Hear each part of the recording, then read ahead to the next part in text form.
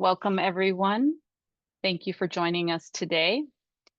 Unfortunately, Bill Hauk is unable to be here, but not to worry. Cara Steeland, TMWA's Senior Hydrologist and Watershed Coordinator, will present the 2025 Water Supply Outlook.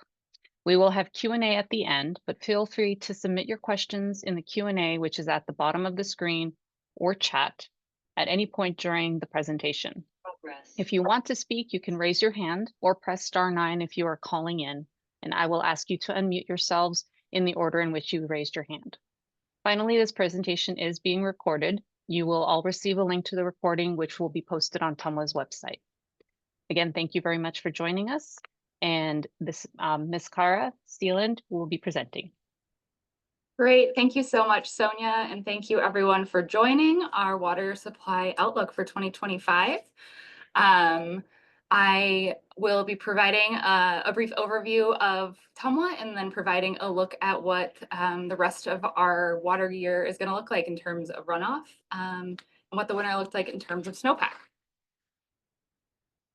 So looking first at some facts and figures for TMWA, this will provide some context for the rest of the presentation. So I'm sure as many of you know, Reno and Sparks and Washoe County, who we serve, are heavily reliant on the Truckee River for our regional water supply. So we provide about 80 to 85% of our total supply comes from surface water sources, predominantly the Truckee River. We have 2 surface water treatment plants on the main stem of the river. Chalk Bluff is our main water treatment plant that we typically operate year round. It can serve 90 million gallons per day. And our Glendale water treatment plant is generally used more seasonally when our demand increases during the irrigation season. And that can produce about 37 million gallons a day. We also have a small water treatment plant on Whites Creek in South Reno, and that started operating in 2022. It's called the Mount Rose Water Treatment Plant, and that helps provide surface water supplies to an area that was previously only served by groundwater. The rest of our water supply is made up of groundwater, which accounts for about 15 to 20% of the water supply. We have over 80 production wells across our service area. We also have the ability to use Fish Springs Ranch water, which was an importation project, and that can serve approximately 8,000 acre feet of groundwater. We also have a robust aquifer storage and recovery program, also known as ASR, and that's where we take treated surface water and inject it into our groundwater aquifers during the winter months when demands are lower. This helps bolster groundwater levels and can also help improve water quality in some regions. Lastly, we're very fortunate to have a network of upstream reservoirs where we can store water. This helps us deal with variability in our snowpack and precipitation and demand. And so we own and operate the dams at Independence Lake and Donner Lake for a cumulative total of 27,000 acre feet of storage in those reservoirs. With the Truckee River Operating Agreement, known as TROA, which I'll talk about in more detail shortly, we can actually store additional water in the federally owned reservoirs, which include Tahoe, Stampede, Boca, and Prosser. We can store anywhere from 9,500 acre feet to over 50,000 acre feet in those reservoirs, which provides us with a really, really robust drought supply. Looking at some of our demand stats on the right-hand side of the screen, our peak production capacity is over 200 million gallons a day, but our peak day demand currently in this last year was about 149 million gallons a day, and that usually occurs in the hottest time of the year in July when everyone is irrigating. For reference, our winter time demand is about a quarter of that at about 40 million gallons a day. And then our projected demand, that should say annual demand for 2025, is 90,300 acre feet. And so that is what the total service area, over 450,000 of our customers will use in a year. Looking at the Truckee River system, this is a really basic schematic that just shows our upstream reservoirs, the river, and the end of the watershed here. So we have really fortunate, like I mentioned, to have these upstream reservoirs. The top 6.1 feet of Lake Tahoe is a reservoir, and then that's federally operated along with Stampede, Boca, and Prosser. And again, TMWA owns and operates the dams at Independence Lake and Donner Lake. And as I'll get into in the presentation, these are really important storage reservoirs to ensure that we're able to meet demands in any type of year. And I'm sure as most people know, again, that we have a terminal watershed in this system, which is really pretty unique in that Lake Tahoe flows into the Truckee River and ends at Pyramid Lake in the desert, and Pyramid Lake has no outlet. And that comes into play with the Truckee River Operating Agreement, or TROA, and the long negotiations it took to put that in place that I'll talk about.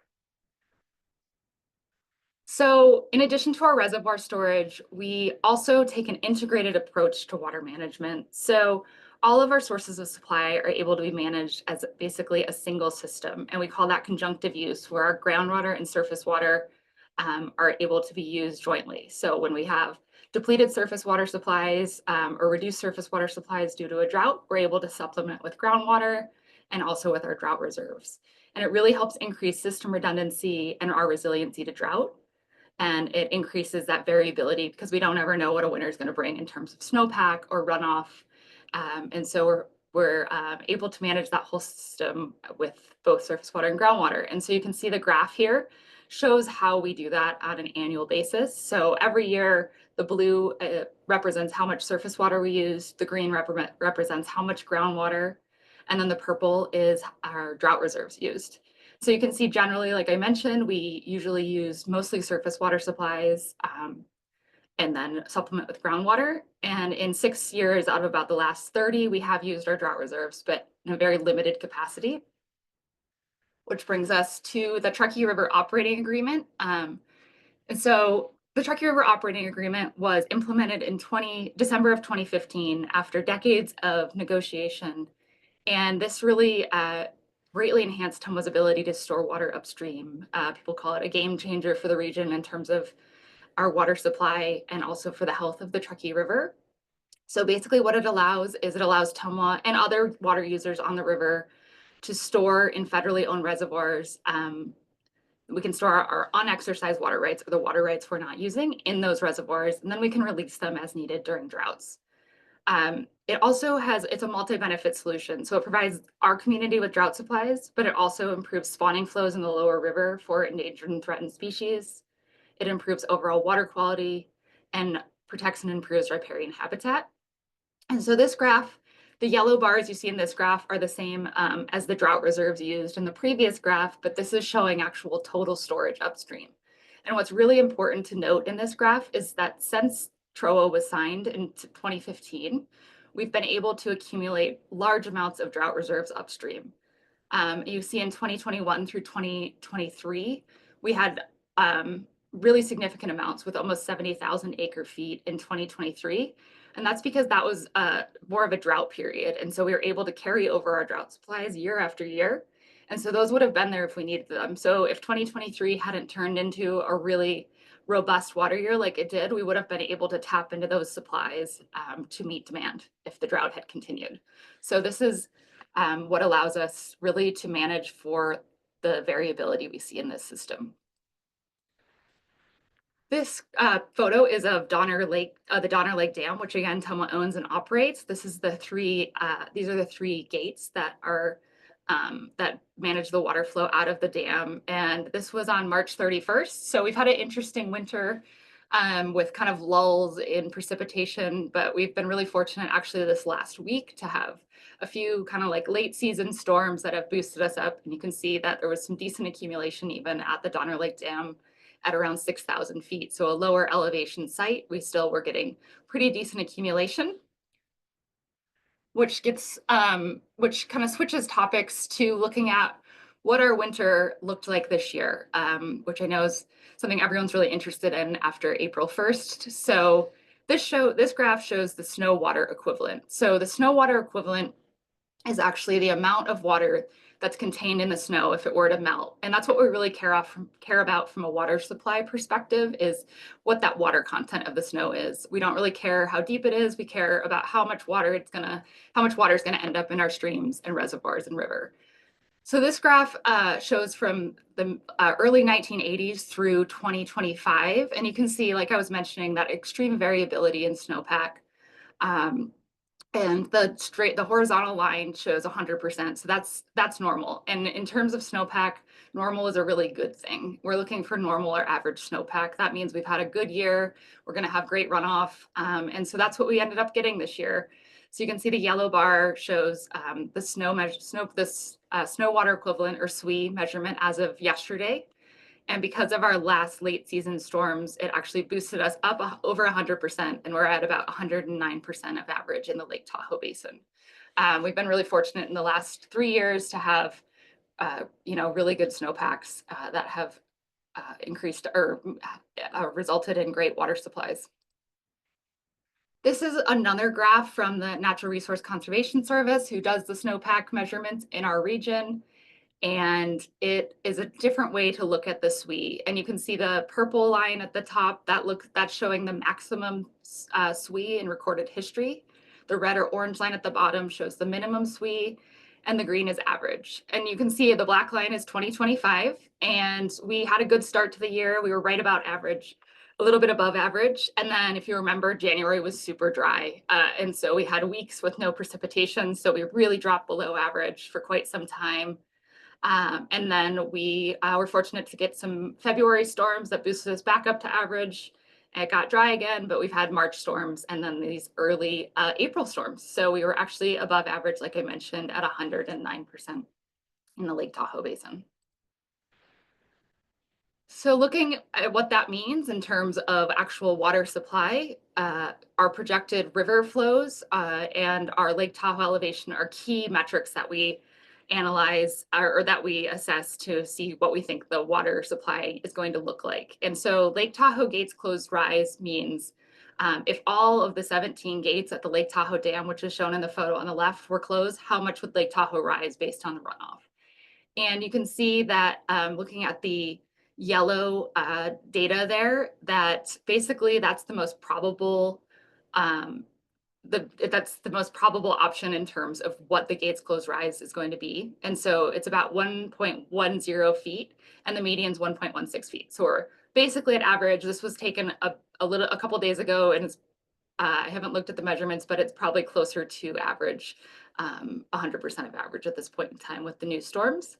So that's good news. And then the Truckee River at FARAD is another metric we look at. So that's the gauge at the California-Nevada state line.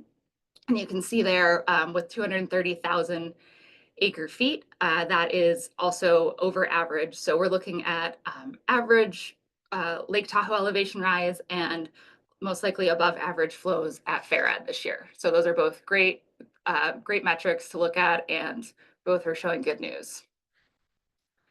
Similarly, this is another way to look at that data, and this is showing the Lake Tahoe elevation from 2011 through present day, actually into the future, but this graph shows the maximum. So the maximum legal elevation of Lake Tahoe is 6,229.1 feet. The natural rim is 6,223 feet. So when the lake drops below the natural rim, there's no water flowing out of the Lake Tahoe Dam into the Truckee River. You can see that this year, Lake Tahoe with the yellow bar there, that's the projected future level. It's most likely to get really close to filling or fill this year. So that'll be the second year in a row that Lake Tahoe is full or nearly full. And so that's a really great barometer of the health of our entire water supply network, or all of our reservoirs. And so again, really great news here. Similarly, we look at the Truckee River flow at the California-Nevada state line. You can see the yellow is the projection for the rest of the season, and those flows are what we're looking for. We're looking for average flows, and that's what we see there. We don't see any of those big spikes. We're not expecting to have any kind of high runoff events or flooding from the current projections, but we are expecting normal river flows for the rest of the year, which is what we want for water supply. This graph shows the 6 water supply reservoirs on the Truckee River system. The numbers on the top of the bars show the maximum storage in each of those reservoirs in acre feet. And the bottom shows the percent full that each of those reservoirs currently is at. And so the whole system together is about 74% of system capacity. And there's a lot of snowpack still coming. So these reservoirs have not started filling for the season yet. So pretty much all of these reservoirs are either going to fill or come close to being nearly full. Some of them may even spill depending on the runoff projections after these last few storms. So we're going to have a full system, fully charged system upstream to provide water supply to TMWA and all of the other water users on the river. So are we in a drought?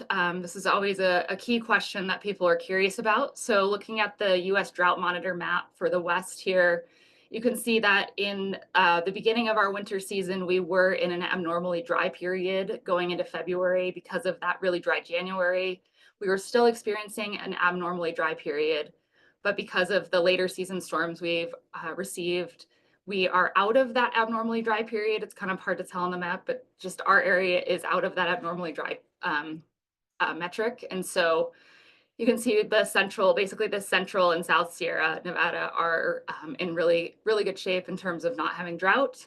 You can see it's a different story in other parts of the Southwest, including in the Vegas area. They get their water supply from the lower Colorado River system, so it's completely disconnected from our water supply here. So we can be experiencing one sort of, climate and environment while they're experiencing a different water supply outlook because they're not quite related because of our geographical differences. So we're going to have normal river flows, which is great news, but we do always ask our customers to conserve water and be smart about water use. So one of the cornerstones of our conservation efforts is our assigned day watering program, which has been in place since the 1980s. So we ask that odd and even addresses water on alternating days. And then we also request that people do not water on Mondays. This allows our whole system to replenish. And we also ask people to keep their sprinklers off between noon and 6 p.m. This is a really inefficient time of day to water because it's peak time for evaporation. So a lot of that water is not going to make it into your soil and into your plants. So it just makes more sense to water earlier or later in the day. Also, we ask people to not waste water by letting it run off onto the sidewalks or streets.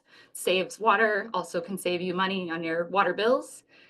We do allow hand watering at any time, but not sprinkler irrigation except within these timeframes and days. We have additional water conservation programs in place as well that help manage demand.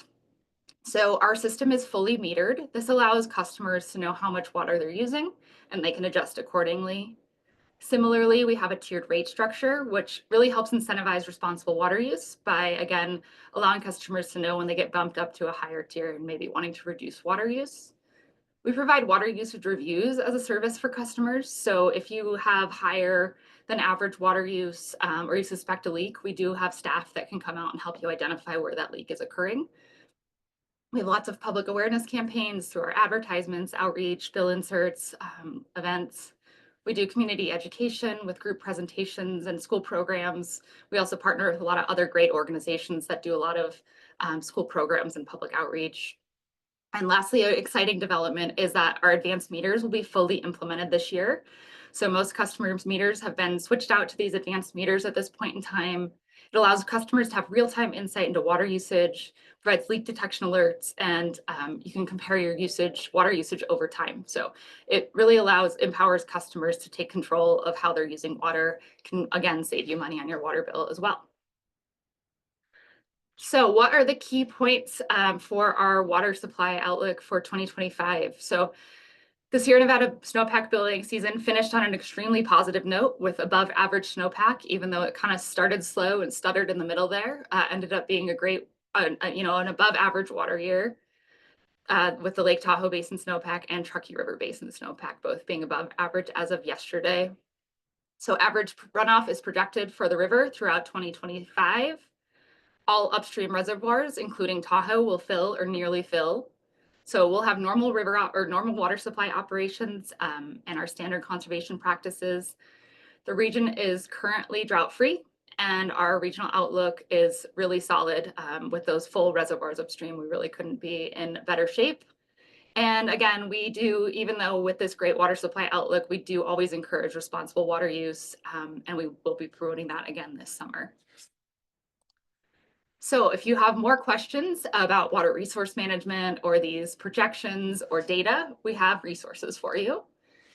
We are currently updating our 2025 to 2045 water resource plan. We update this plan every 5 years. It looks at future demand and supply and how we're going to meet growth and address climate variability. So if you're interested in what was presented today, we would love for you to take a look at this plan, provide comment if you're so inclined. So it'll be available online in a few weeks. We're also having public sessions. We're going to have a session at our Smart About Water Day, which I'll talk about more in a minute. That'll be from 11 to 11:30.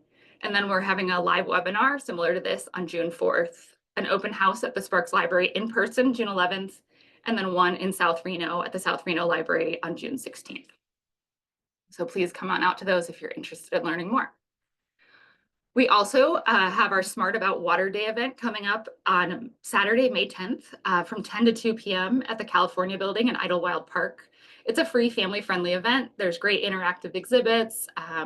Our big rigs will be out there, and it's a great time to come learn more about drinking water, but also to come learn from our partners about reclaimed water and stormwater and resource conservation. So lots of great opportunities to learn even more about how water works in our region. Lastly, if you're interested in the data and stats presented today, you can get real-time updates at smartaboutwater.com. So if you want to know what the daily snowpack is, the snow water equivalent, or the Truckee River flows or upstream storage, you can go to smartaboutwater.com and find that data real-time. And with that, I'm going to turn it back over to Sonia to field questions. Thank you, Cara. Great presentation, and I do have a question from an attendee asking if they see people's sprinklers turned on Monday or between noon and 6, how do they report it to TMWA? I have that information on hand, Cara. Okay, great, Sonia. I do not know the hotline number off the top of my head. The hotline number is 775-834-8005, and also you can email conservation@tmwa.com to report any waste, wrong day watering, wrong time watering, and we'll get it taken care of very quickly. Okay. And any other questions? Does anybody have a raised hand? Nobody. Not yet. Oh, I do have someone who wants to speak and ask their questions, so I will let them. Mike, go ahead and unmute yourself. Yeah, you got me okay? Yep. Hey, just a quick question. At the fairly early on the program in your presentation, you showed the amount of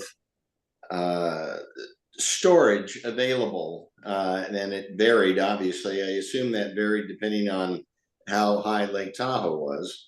But the total demand in the whole system is somewhere around 90,000 acre feet. Real quick look at the math in terms of that didn't show, I think, near that much available storage. Is some of that also from direct runoff, or how do those numbers end up jiving there? And I know there's a small percentage that is underground resources as well. Thanks, Mike. That's a great question. And Troy is pretty complicated, and so I did not get into all the details. But so that was those were our upstream drought reserves that we would only tap into if it was a drought situation. But there's also a required rate of flow at the California-Nevada state line called the Florestan rate. Right. That rate of flow is 500 cubic feet per second in the summer months. And when there's available upstream storage, the federal water master will ensure that the releases from the federal reservoirs are meeting that flow target. And so if the Florestan rate is being met, we don't need to release any of those drought reserves. So basically all of the storage that I showed in that initial graph, those were basically excess water supplies that we have on hand if we need them, if a drought were to continue to persist over time. So like if we had another 2015 and there was limited water stored upstream to meet the Florestan rate, and we would be able to release those drought reserves to meet customer demands. So to clarify that, roughly 90,000, or I mean the amount of reserves that is somewhat variable. I noticed one said between 5 and 50,000 acre feet or whatever. Those were just drought reserves you're talking about, not usage. Yeah, I'm gonna see if I can scroll to this graph that shows total. So the total storage upstream, you can see this is all of the 6 reservoirs. Sure. And you can see that Lake Tahoe itself can store, 744,600 600 acre feet of water. So a lot of the water that's stored in Lake Tahoe is water that will be used to meet the Floriston rate. So when Lake Tahoe's full, we're not in any, there's no risk of the Floriston rate dropping off during that, basically that whole following year, and typically the year after that as well. Right. So there's upstream storage that we're using, but isn't being released by TMWA specifically. It's built into the Truckee River operating agreement. Yeah, I think the chart I was looking at, or the tape was earlier in on the presentation, if I'm not mistaken, quite early. I believe it was this one, showing the upstream actual storage in the. No, even before that one. No, it's probably not. So you just had some numbers. It wasn't a chart, but There you go. yeah, this one here. In terms of projected daily or annual demand and the reservoir storage at the bottom of that is just drought storage. Is that correct when you're talking reservoir storage? Correct. Yes. Yeah. So that is those are drought reserves. So if again, with the Floriston rate being met under TROA, we don't need to release any of the drought reserves. Now, years ago, 30 plus years ago, there was no flexibility on the Floriston rates. You floated at 500 until it just stopped, essentially. Can you go over briefly because I believe there has been some renegotiation in the ordinance decree that allows for some flexibility in that in drought years. Is that correct, or am I just imagining that? There is some flexibility there's an opportunity to have a reduced Floriston rate depending on the elevation of Lake Tahoe and the projected river flows. So that is written into the Truckee River operating agreement. Okay, great. Thank you. I appreciate it. Absolutely. Thanks for your questions.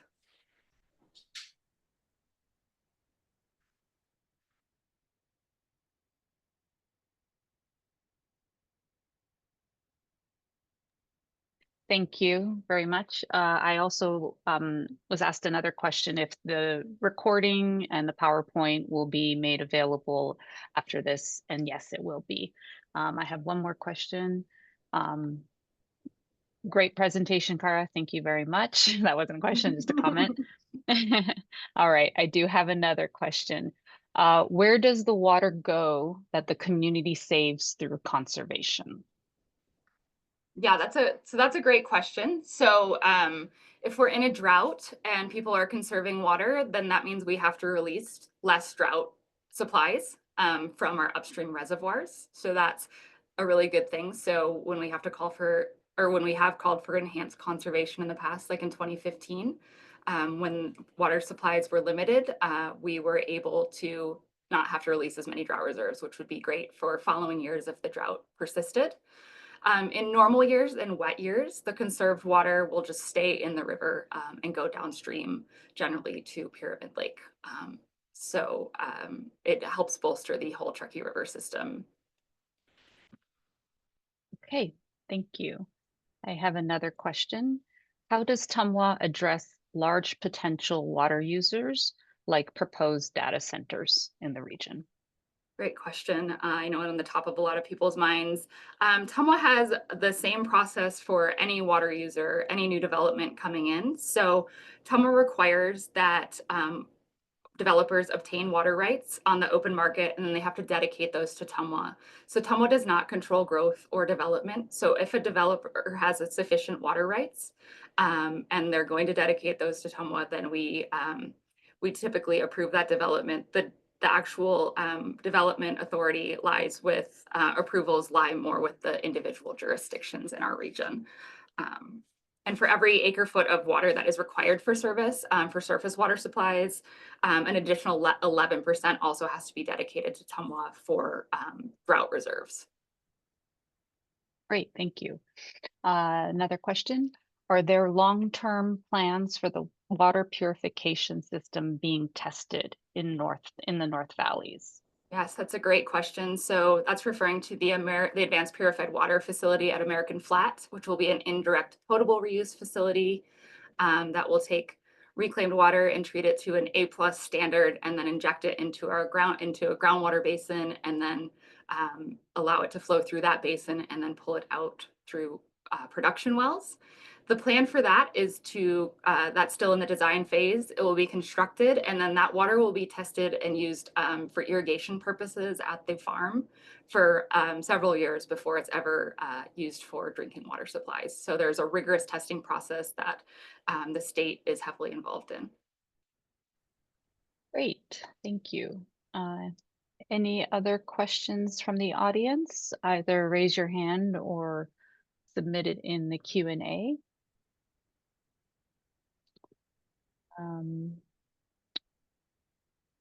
Another question I have is, does assigned day watering save water? Really? Yes, it definitely helps save water. It also reduces the strain on our system. Demand gets really high during the summer months when it's warm out, and so by doing doing assigned day watering, every other day watering, we're not having every person in the system turn on all of their irrigation at the same time every day. So not only does it help save water, it also helps our entire system and reduces the need for future infrastructure expansion as well. Great, thank you. I don't have any other questions from the audience at this time. All right. Any last minute thoughts or comments, Cara? Or are you No, good? thank you everyone so much for attending. Wonderful. Yes, thank you everyone for attending. As I mentioned earlier, the recording with the slides will be made available and sent out next week to give us time to get that ready. Okay, well, all of you have a great day. And again, thank you so much for joining and taking time out of your busy schedules to learn all about our water supply, and take care. Bye.